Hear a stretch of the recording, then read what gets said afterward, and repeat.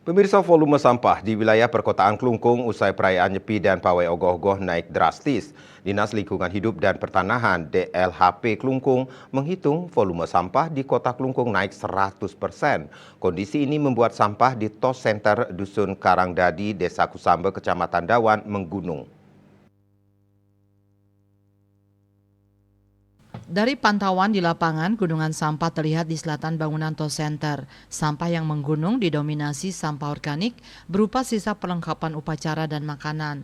Kepala Dinas Lingkungan Hidup dan Pertanahan DLHP Klungkung, Inyoman Sidang, ketika dikonfirmasi mengakui ada peningkatan volume sampah perkotaan sepanjang Hari Raya Galungan, Kuningan, dan Nyepi.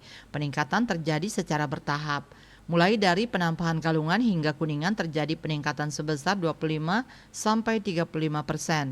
Puncaknya sehari setelah Hari Raya Nyepi atau Ngembak Geni. Volume sampah meningkat sampai 100%, yakni menembus angka 65 ton dalam sehari.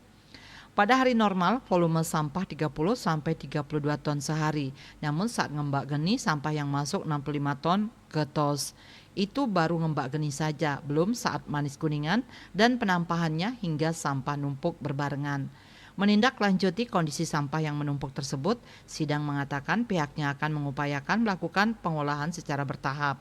Walaupun tenaga yang dimiliki di Tos Center sangat terbatas, yakni tenaga pemilih hanya ada 28 orang di Blok B dan 11 orang di Blok A, serta di bagian pengomposan 8 orang. Selain mengupayakan pengolahan sampah secara bertahap, Sidang juga menyampaikan saat ini pembuangan sampah residu ke TPA Sente sudah bisa dilakukan, menyusul mulai redanya kebakaran di TPA tersebut.